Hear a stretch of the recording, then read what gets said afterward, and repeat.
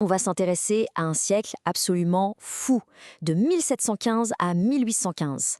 En à peine 100 ans, la France, et avec elle toute l'Europe, va complètement basculer. Un monde entier s'effondre et un autre va naître, dans un mélange d'idées nouvelles, de sang et de guerre. C'est ce voyage au cœur d'une transformation radicale qu'on va faire ensemble.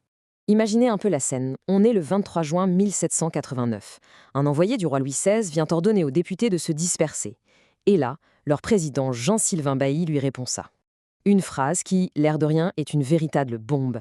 Pour la toute première fois, un nouveau pouvoir, la nation, ose se dresser et défier l'autorité absolue du roi. L'histoire vient de basculer. Mais alors, d'où est-ce qu'elle sort une telle audace? Eh bien, elle ne sort pas de nulle part. Avant la révolution dans la rue, il y a eu une révolution dans les têtes, celle des Lumières. Un courant de pensée qui a, petit à petit, sapé toutes les fondations du vieux monde. Et ça commence, figurez-vous, avec la science. Quand Isaac Newton découvre les lois de la gravité, il montre que l'univers n'est pas un chaos mystérieux, mais une belle mécanique qui obéit à des lois logiques, compréhensibles. Et là, l'idée fait son chemin. Si la nature a ses lois rationnelles, pourquoi la société, elle, devrait subir l'arbitraire d'un seul homme? C'est là que le philosophe anglais John Locke va mettre les pieds dans le plat. Pour lui, le pouvoir d'un roi ne vient pas de Dieu. Pas du tout. C'est un contrat, un deal passé entre les gens pour qu'on protège leurs droits. Et la conséquence est énorme. Si le roi ne respecte pas le contrat, le peuple a le droit de le renverser. C'est une attaque directe contre la monarchie absolue à la française. Et tout cet état d'esprit, il se résume en deux mots latins. La devise des Lumières, popularisée par le philosophe Kant, sapere aude, ose savoir. En gros, ça veut dire arrêtez de croire tout ce qu'on vous dit. Réfléchissez par vous-même, utilisez votre propre intelligence. C'est une véritable déclaration d'indépendance de l'esprit. Bon, avoir de belles idées, c'est une chose. Mais pour qu'elles prennent, il faut qu'elles tombent sur un terreau fertile. Et à la fin du XVIIIe siècle, en France, le système est à bout de souffle, complètement bloqué. La situation est devenue explosive. Il suffit de regarder ce graphique pour tout comprendre. Vous avez 97% de la population, le tiers-État, qui regroupe tout le monde, des paysans aux bourgeois. C'est eux qui travaillent et qui payent la quasi-totalité des impôts. Et à côté, vous avez 3%, la noblesse et le clergé, qui ont tous les pouvoirs et des privilèges incroyables. L'injustice est devenue tout simplement insupportable.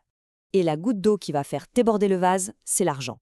L'État est en faillite, avec une dette colossale de 4 milliards de livres. C'est énorme pour l'époque. La cause? Des guerres qui ont coûté une fortune, notamment celle où la France a aidé les Américains à devenir indépendants. Un comble. Pour s'en sortir, le roi doit trouver de l'argent et demande aux privilégiés de payer. Il refuse. C'est l'étincelle. Et à partir de là, en 1789, tout s'emballe à une vitesse folle.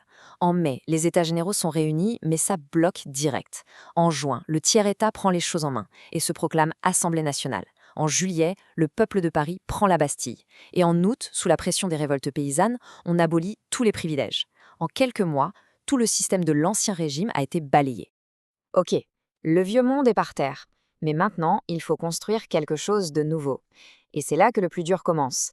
Les révolutionnaires vont se lancer dans une expérience politique totalement inédite, essayer de bâtir un pays non plus autour d'un roi, mais d'une idée, celle de la nation.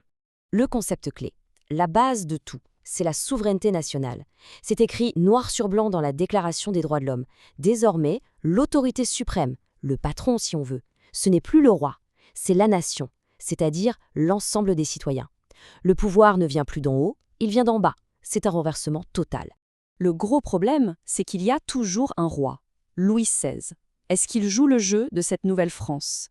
La réponse, terrible, arrive en juin 1791. Le roi essaie de s'enfuir à l'étroit. Il est arrêté à Varennes, et là c'est un choc immense. Pour beaucoup, c'est la preuve ultime de sa trahison. La confiance est brisée, et la révolution va devenir beaucoup plus radicale. Du coup, la monarchie est renversée et la République est proclamée. Mais attention, les révolutionnaires sont loin d'être tous d'accord. On a d'un côté les modérés, les girondins, et de l'autre les radicaux, les montagnards, qui veulent pousser la révolution beaucoup plus loin. Leur affrontement va être d'une violence inouïe et va faire basculer le pays. Ce qui devait arriver arriva. La révolution, le chaos, la guerre, au bout de 10 ans, la France est épuisée. Les gens sont fatigués de l'instabilité, de la violence. Le désir de calme et de stabilité devient plus fort que les grands idéaux de liberté. Il faut dire que la situation est catastrophique. La France est en guerre contre quasiment toute l'Europe. À l'intérieur, c'est la guerre civile, comme en Vendée.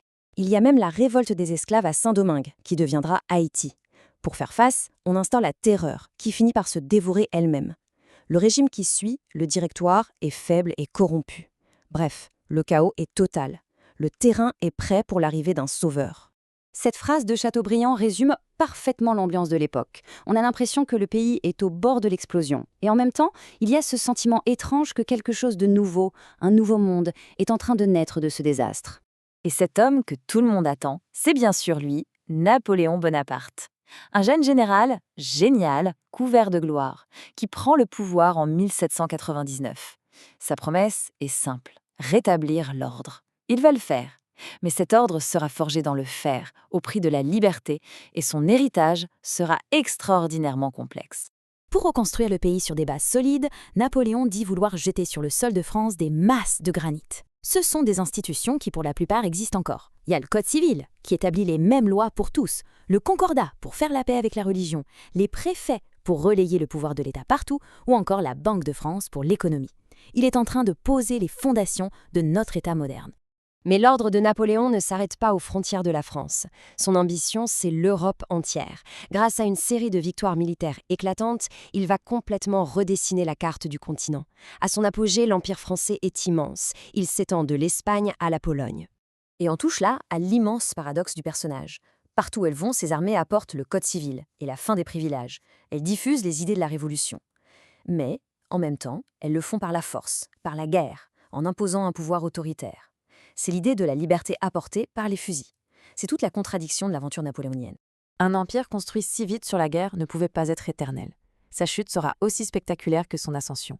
Mais dans les ruines de cet empire, une idée va rester. Une idée si puissante qu'elle va marquer les 2 siècles suivants. Le début de la fin, c'est 1812, la campagne de Russie. Une catastrophe absolue. La Grande Armée est anéantie par le froid. Le mythe de l'invincibilité de Napoléon est brisé. Après ça, tous ses ennemis s'allient contre lui. Il est battu en 1813, il abdique, puis il revient pour une période folle qu'on appelle les 100 jours, avant la défaite finale, celle de Waterloo en 1815.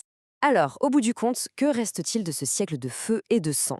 Les régimes politiques ont changé, les frontières aussi, mais l'héritage le plus durable, c'est cette idée, née en 1789, l'idée de nation. L'idée qu'un peuple n'est pas juste un groupe de sujets obéissant à un roi, mais une communauté de citoyens qui a le droit de décider de son propre avenir.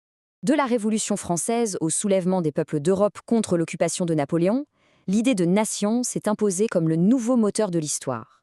Elle a façonné le 19e et le 20e siècle.